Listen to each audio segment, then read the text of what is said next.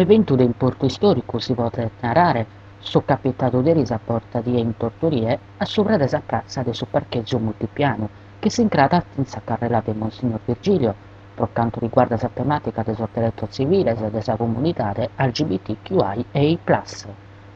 Chi succumenza s'assese portadie, alleato parte cusso chi podet essere considerato su primu Pride de Sozasta, che ha vinto finta sa presentazione sul pubblico presente in sa prazza, in più su de una minoria de sa rappresentanza de sa comunità de Mattissi, de su primo assozio in sa chiesta sa ex provincia più minore des'Italia. S'assozio in s'acronimo SPQR podet torrare a sos tempos de sos antigos romanos, ma su s'imbizu accaba di noghe. Sa battesi sigla, in veridade, che renarre Sardinian People for Queer Revolution. Su battesi assozio, attento vinzasa in su mentres che si stata presentata su pubblico, interventor de importu dae personalidade hermanas de su mundu homo, lesbo, bisessuale e gay si kinder.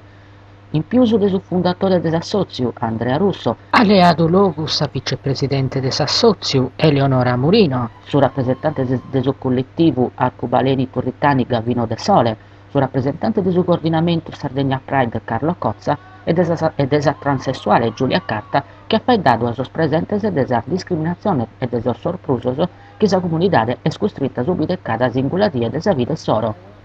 Si è faeddato vinzasa de su blocco in Senato de su disegno de sa legge Zan, che in un spazio minore a su logo, che deve seguire a subire in isolamento de importu pro causa de sa mancanza de collegamento viaios pro poter andare in atteror logo de s'isula. Pro su benidore, s'assozio tenere in progetto sa creazione di un punto di ascolto pro sa comunidade. Possiamo iniziare anche a leggere il manifesto politico. 8 secondi.